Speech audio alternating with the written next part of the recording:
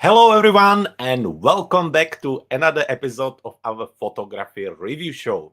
I hope you had a great week, and I hope you're ready for more photography reviews. Anyway, if you've never been here before, my name is Jakub, and I'm a professional photographer based in West Sussex, England. And this show is all about your pictures. I always look at them. I look at three things. I look at the technical part of the picture, what kind of gear you used, how you set it up. Then I look at the artistic part of the image. I look at the composition and I look at the subject and so on.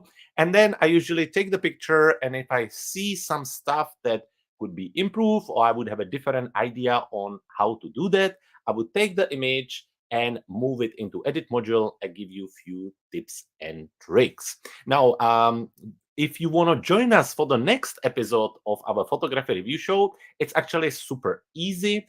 All you need to do is to go to our website, cleverphotographer.com/membership, and join us for our membership, where for a little fee, you will first of all get access to this photography review show, which we do every week on Monday. But the most importantly, you will get a huge bundle of digital products for photographers every month. It's always themed. And for example, last month or this month, then in February, it was a seascape theme. And the next month, we're going to be focusing on wedding photography. So if you want to join us for the photography review show, and if you want to get the full bundle of digital products every month, then maybe the membership is for you. And you should definitely check it out on our website. One more time, cleverphotographer.com. So we have a first people joining us. Good evening, everyone. Greetings from United Kingdom. We have Etsu from Belgium. Hello to you, and hello to all of you folks. We have some amazing images to look at. So I think let's jump straight into it. Let me just zoom in so you can see me clearly. And what do we have? We have a three landscape photographers, and then we have a mixed team photographers, which generally are people who send me pictures, maybe like a wildlife and landscape together, and they don't exactly fall into one category. So I just look at them at the end. But we're gonna start with landscape photography, and we're gonna jump straight into it. So this week from Ed, we have one image right here. Looking at it, it's looking like some kind of mountains and hills, and there is some kind of colorful part here. So let's try to zoom into it to understand what we're looking at. And it seems like they are like a mountaineers or something, but on a very strange spot of the image. So I'm not 100% sure about the idea here. However, let's have a look at the camera first. I'm looking at the Panasonic.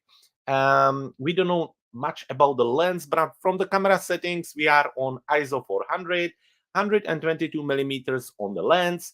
And with the f-stop, it was f4, and the shutter speed was 1/125th of a second.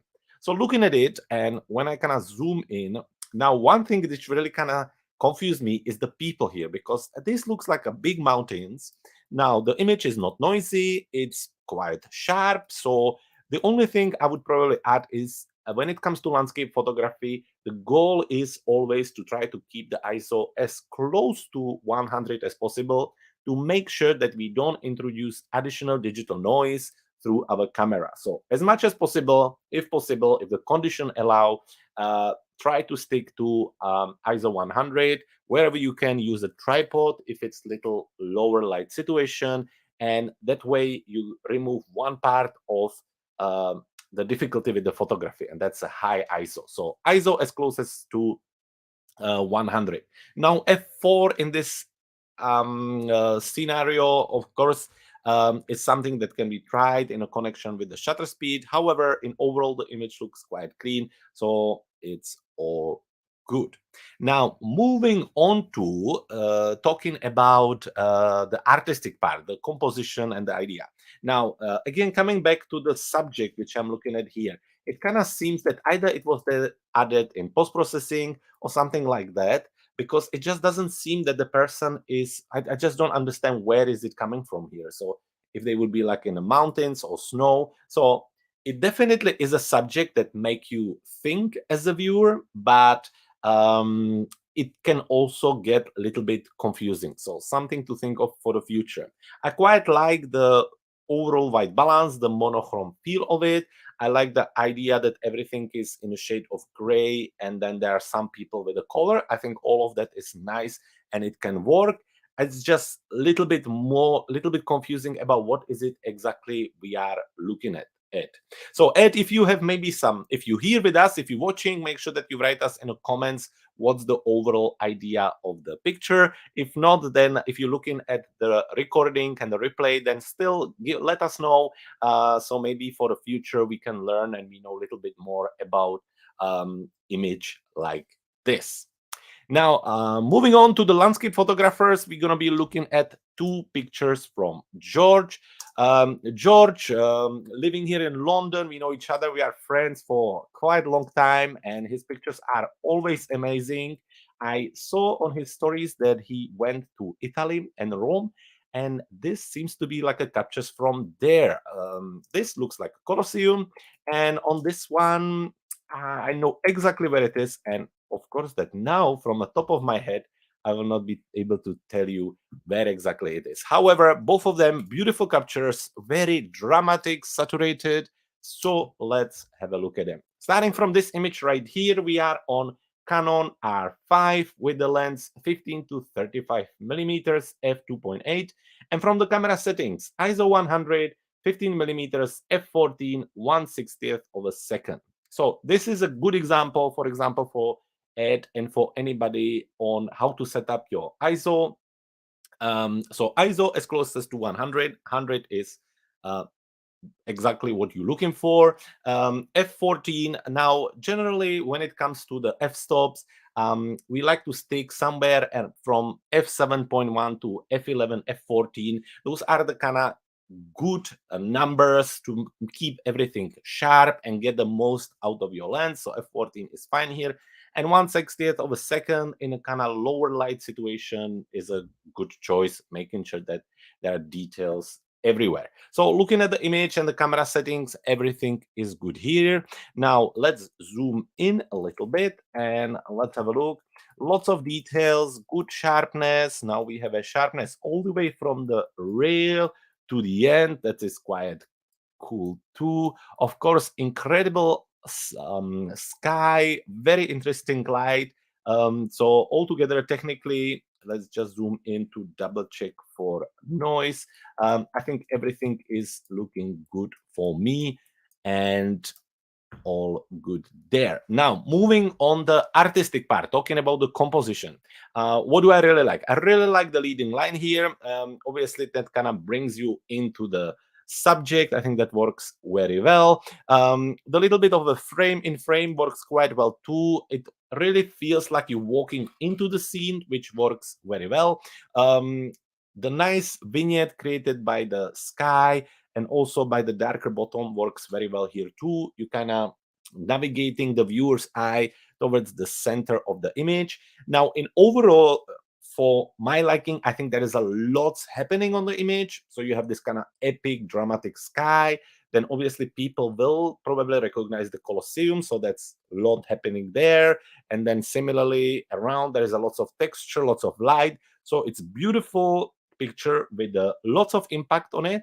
However, I think there's just a lot happening. Not much you can do if that was the capture.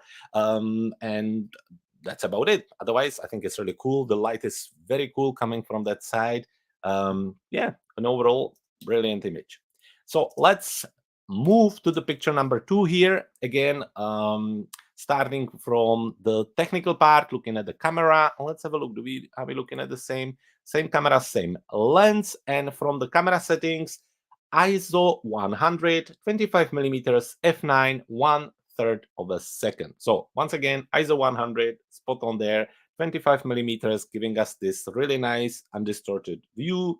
F9, brilliant. Again, keeping it as close to f7.1, f9, making sure that we're getting the most out of the lens, always good. 1/3 of a second, probably using a tripod. It works very well too here. So let's just zoom in. Let's have a look what we're looking at here. Really nice level of the details. Really like the glow around the lampposts. Really nice texture. The light is very interesting. In overall, very nice. Let's just double check for the noise as well. not really visible that much, maybe just a little bit in the sky, but I mean, in that level of contrast, it's quite normal. So quite epic picture. Now talking about composition and talking about the artistic part of the image, of course, that once again, very similarly to the first picture, the second picture has a really heavy impact, really full on saturation, contrast. Everything is kind of happening here. It's a beautiful scene, the light in the lamppost, the clear subject, the leading lines, the depth, everything really works well here. And it's just, again, a lot happening. I quite like the fact that there is a person there, one at the back. I think that really helps with the depth and the storytelling.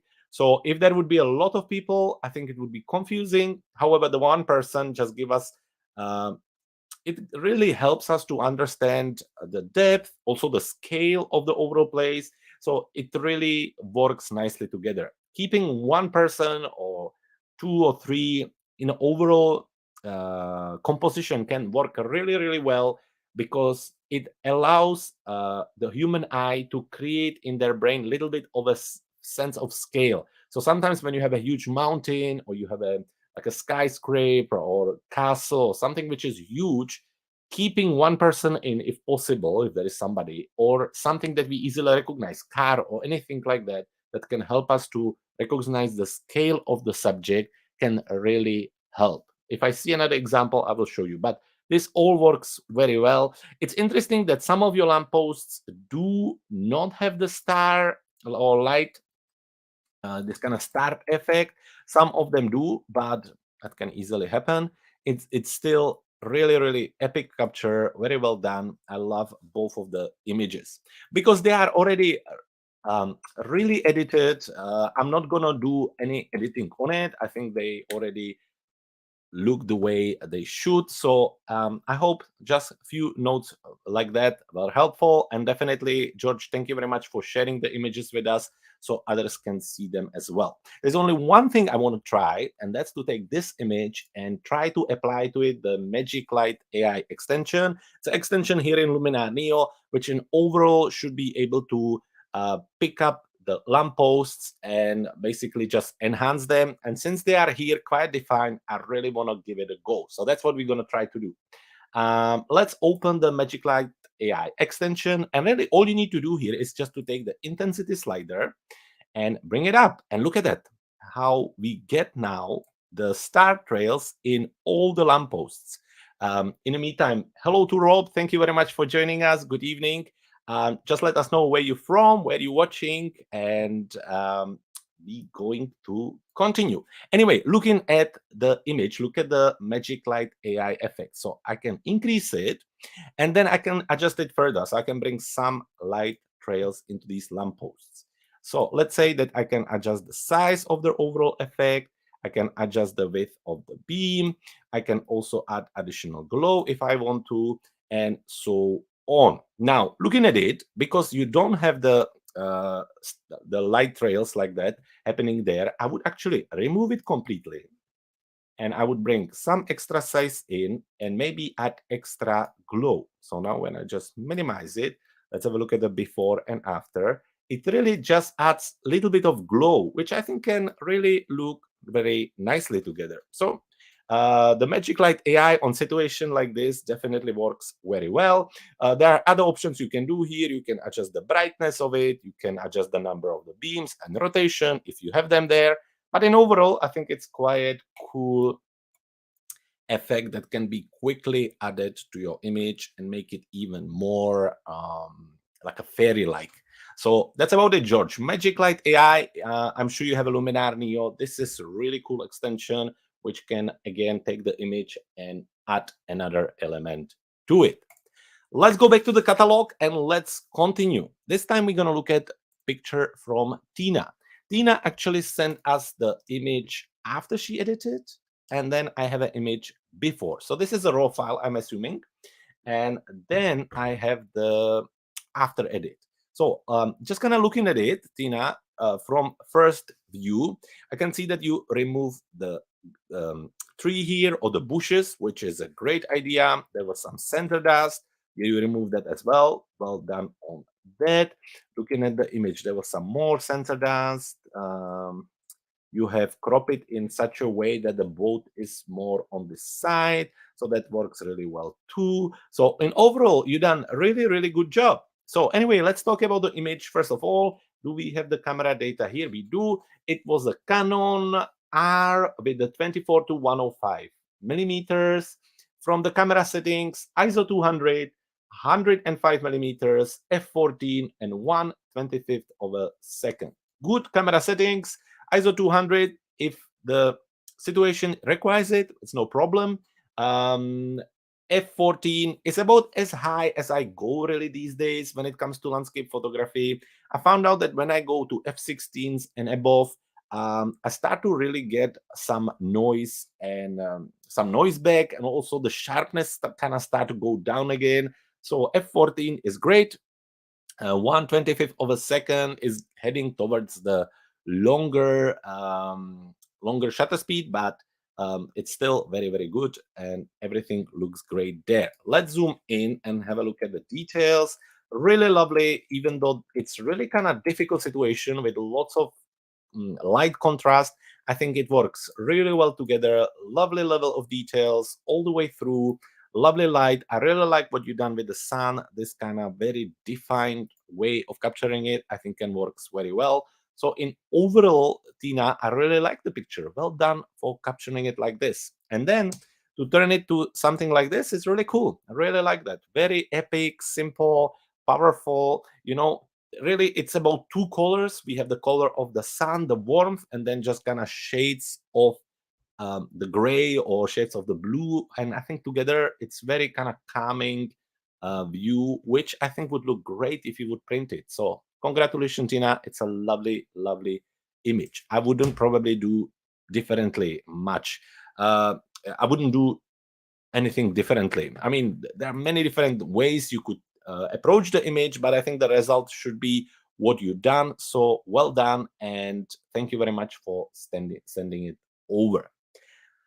Moving forward, we moving on to the mixed team photographers. So first we start with Evgeny. Evgeny, we have two images from you. So let's start with the landscape capture. Landscape capture right here with some snow on it.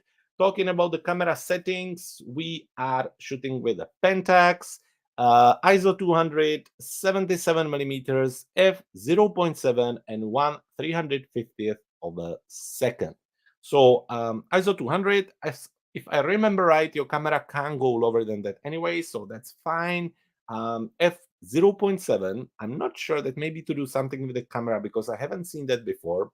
But looking at quickly at the image, you can see that we have a sharpness and details in the foreground as well as background, so that works quite well. 1/350th of a second. When we zoom in, especially on the moving person, you can see slight blur on it, however still reasonable amount, so that works okay too. So in overall, this is what it is. Moving on, the composition. The composition is interesting. Obviously, we have our foreground, we have some sort of middle ground with the person, and then we have the background with the sky and the houses. It's not the most interesting subject in overall. I mean, it's a lovely scene, but for example, what I would do differently, I would have wished the entire tree would be there.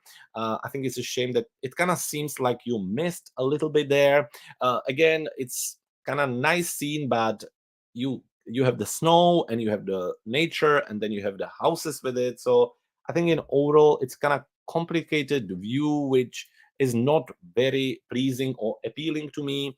If the person is there for the scale, I would probably wish that you would capture it somewhere around here, so it would be kind of in between, and then again, not hidden behind the grass. So there are kind of different things I would look at and try to take it from there. But in overall, I think the composition and the overall message is the first thing, which I'm just not seeing exactly what uh, you know.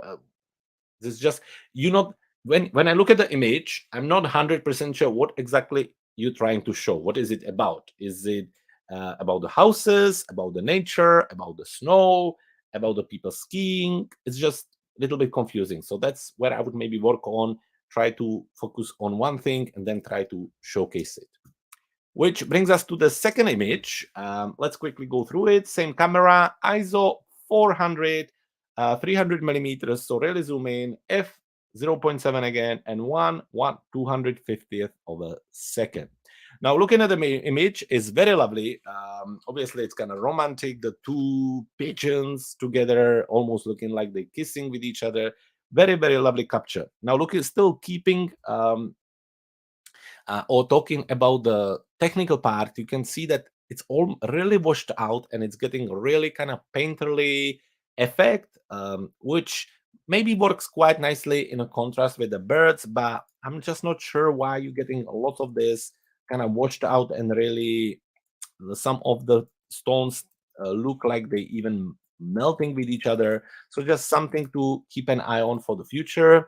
The details on the birds are quite nice. I think that works really nicely. You have them sharp all the way through, but in overall, even though it's a nice scene, again, I wish there was maybe a different crop on it, maybe get a little bit tighter, and maybe work on something like that. What I like on it is the contrast. I think the background contrast with the birds work very nicely together. And obviously the fact that they position themselves like this, I think works nicely together too. But in overall, I think yeah, something that is just something really missing on me, and the details all the way through are not great really. I think you really looking for a little bit of texture and a little bit of details on the overall background. Still, thank you very much for sharing that picture with us. It's very, very lovely. Now, moving to this one, what is it I wanted to quickly talk about was a little bit of this. You know, it's always difficult to get the white balance right when it comes to snow. You can see really lots of blue cast here happening. Um, Often when we capture image where there is lots of dominant colors like a blue or green, um, this color then start to leak in the rest of the image, so everything become blue or everything become green or gets that kind of haze. Now obviously there are many different ways of how you can deal with this. Here in Luminar Neo you can go into the color tool and for example try to use the remove color cast. So that works quite nicely. To start with, you can start removing part of the blue with use of that. And when there is a lot of it there, you can also go into the HSL panel, go into the saturation, and just take the blue slider and bring it down a little bit just to remove some of the really strong blue. Let me show you before how much of a blue was there and after. To finish it off, what you could do, you could go into the develop tool, go into the color where you set your white balance, and you could use the picker and then just apply it to the snow, which should be white.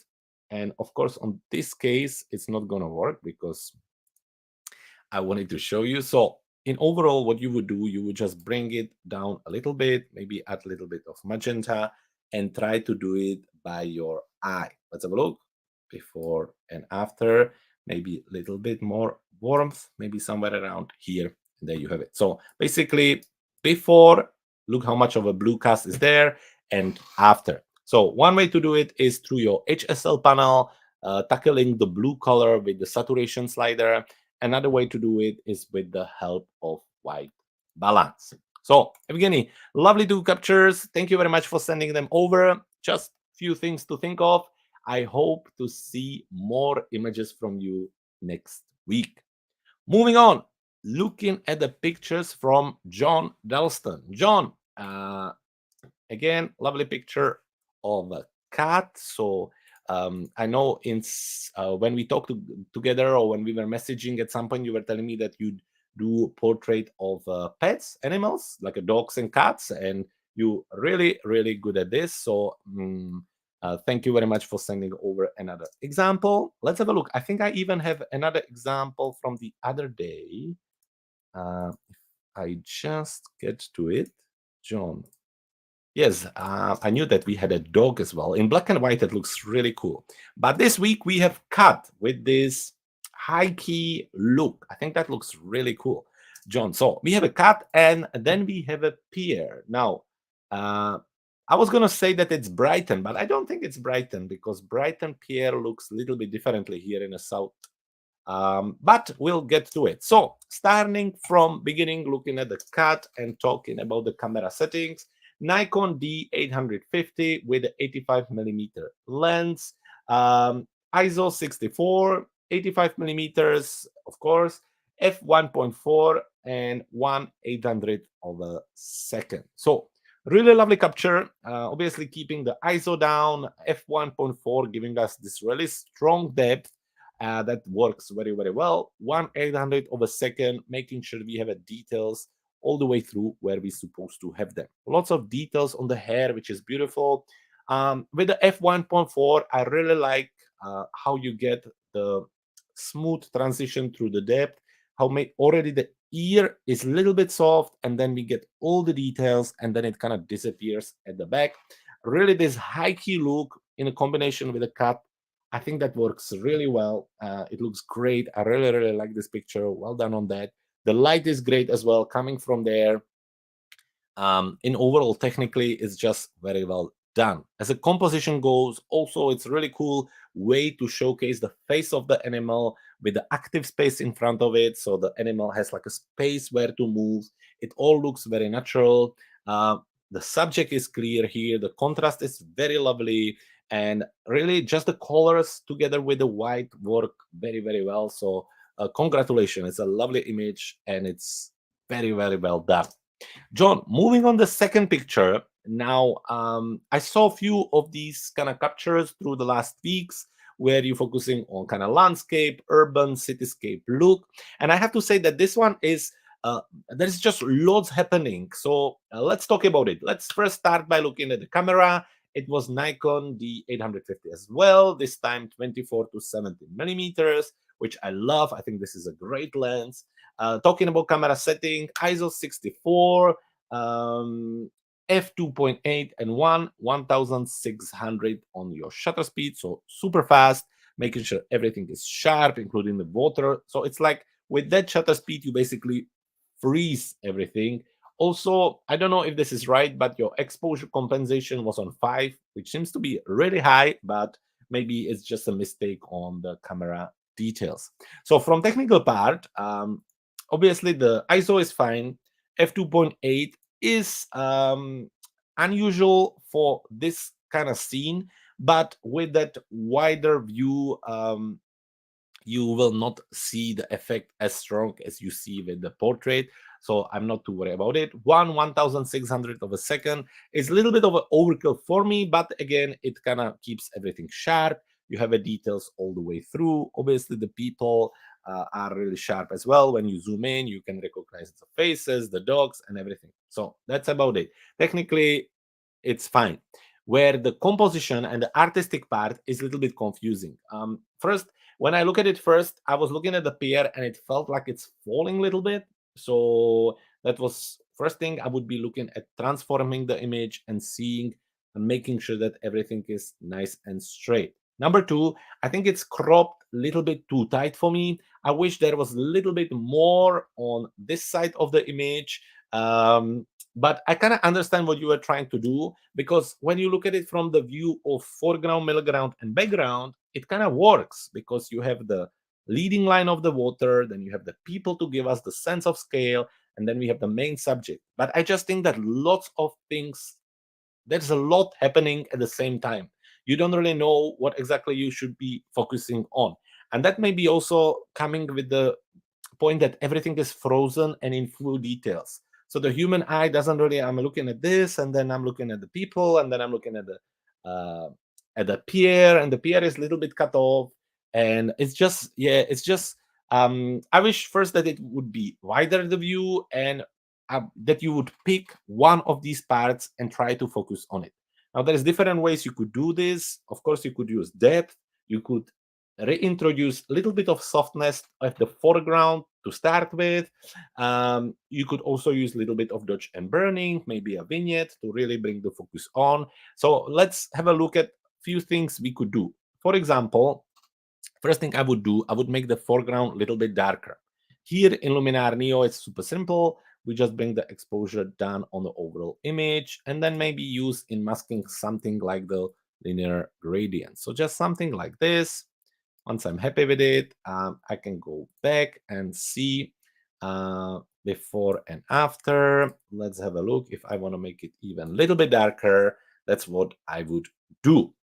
After that, I would pick on what I want to focus exactly. Am I focusing on the people or the peer? So let's say that it's the people mostly. So what I would do basically, I would just kind of make the whole area there a little bit brighter. Again, using a develop tool with a little bit of brush and lower strength, and just kind of painting the brighter areas here. So something like this, maybe even at the pavilion, and then get something like this. Let's have a look before and after.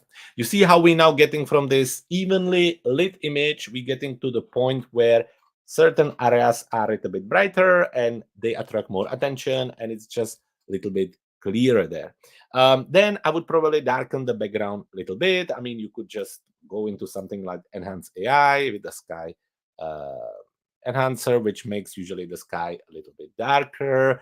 You could also darken the sea a little bit more, maybe add a little bit more contrast into the pavilion. You could do that with the structure AI, for example, which just gonna do something like this. And there you have it. Let's have a look before and after.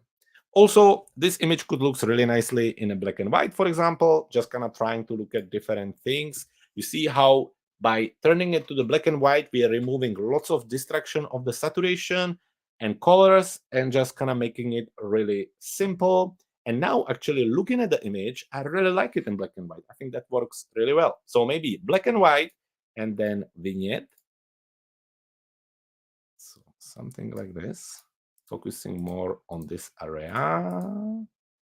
And actually, I think that looks really cool. So maybe something like this. So you see how the thought process went kind of through. We started by bringing attention towards one or the main subject by using the dodge and burn technique.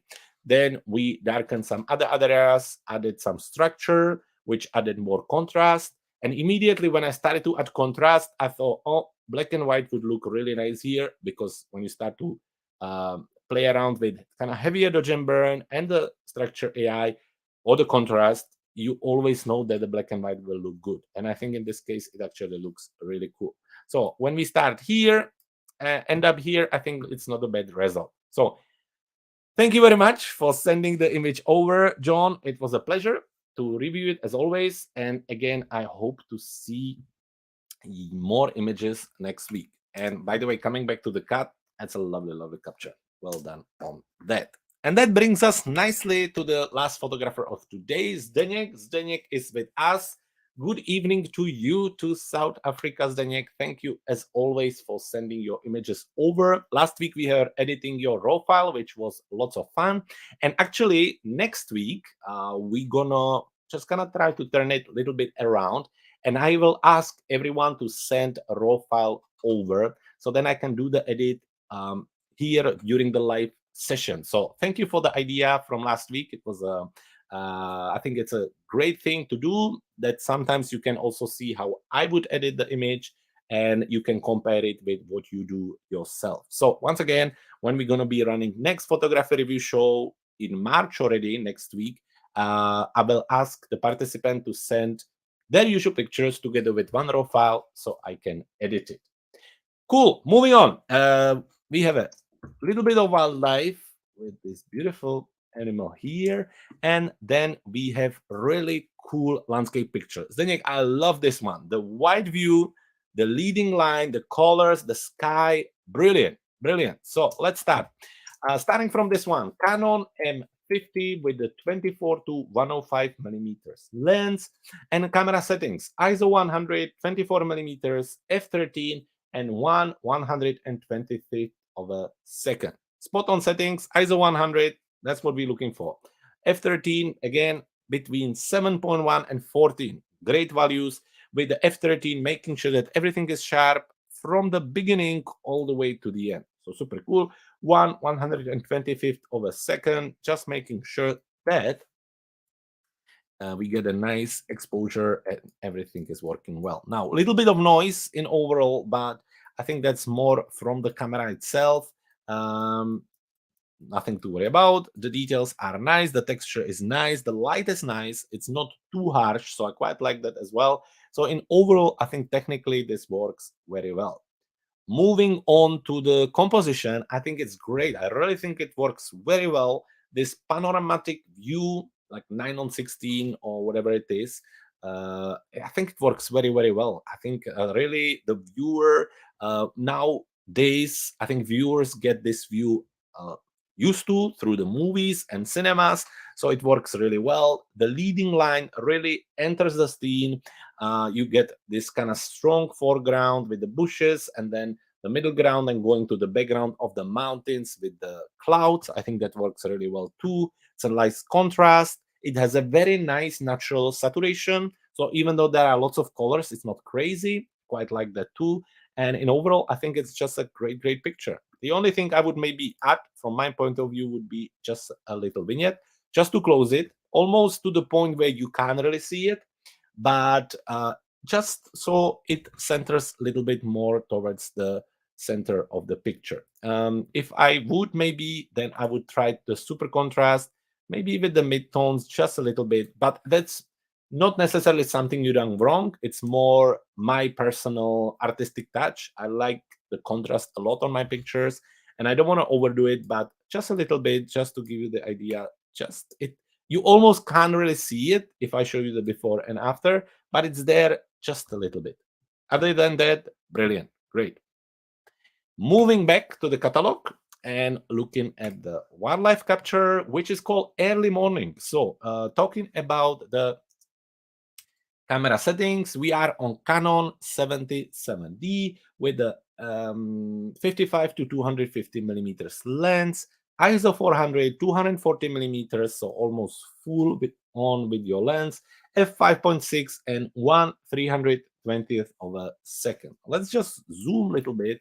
The details are quite nice here. I really like that. I like the backlight or light from the side. I think that works really well too. The details are good. Actually, less noise than on the picture before. There is still some little bit, but I'm assuming in this kind of heavy contrast, the camera sometimes you get a little bit of noise. There's nothing wrong with that. Um, and with the 400, you will get a little bit. F5.6, 1/320th of a second, making sure that everything is nice and sharp. The 5.6 give us a little bit of softer background, which I think works very well here. And what really helps is the light here. So I think that's super cool. So I think technically quite nicely handled. Moving on the composition, I think it's really nice. So we have the animal coming from here. We have the active space in front of it. So I always like to do that when we have the animal. Whatever is in front of it, there should be some extra space to just make it a little bit more natural. I really don't like when people cut it off in front. Some people end up with, for example, let me just quickly switch this.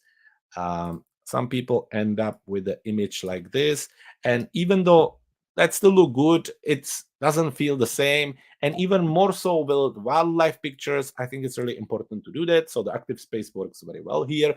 The contrast and the light is really nice as well. I think the kind of side lit works nicely.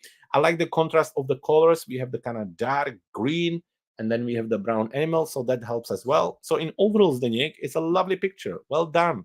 I don't know. It's maybe more my screen I'm looking at. It just seems kind of a little bit heavier on a contrast. So maybe with just a little bit of accent AI, just so I can see more, would help. But that's just to kind of open it up a little bit, and that will really depend on the screen. Maybe a little bit more details just on the animal. So I would go into the details tool and just increase the small details. Usually I go like 10 and 5. I never really use the large details. I think they are a little bit too harsh, but the small detail, medium detail, and then just use the masking with the brush and really just paint the details on the actual animal. Very roughly done, but I'm sure you will get the idea of what I'm trying to do. Again, we are kind of increasing the contrast. So there are many different kinds of contrast. You can have a light contrast. You have a black and white and darker and brighter area. Then you have a contrast of the colors. So like in this case, you have this kind of brown natural color in a contrast with the black and green. That works super well as well. And you have a contrast of sharpness, details, textures, which again, in this case, by adding a little bit of details, we're just making it a little bit stronger. So we have our animal here, which is really sharp with lots of details. And then we have the softer background. Just a lot of different ways to work with this. So in overall, I would probably leave it. Let's have a look quickly before, after, a little bit of extra brightness, and there you have it. So for today, I think that we are done. Zdeněk, thank you very much for sending the pictures over. I'm looking forward to see your raw file next week. And the same goes for all of you folks. If you want to join us for the next episode of the photography review show, take your images, send them over. I would love to see them. All you need to do for that is to head to our website, cleverphotographer.com/membership. If you are already a member, the dates are available on the website. I will be publishing the dates for next month today or tomorrow, so you can see me. But anyway, regardless, I will see you again next Monday. I'm really looking forward to it, and I hope you're going to have a wonderful week. Take your camera out, do some shooting, and I will speak to you again in 7 days.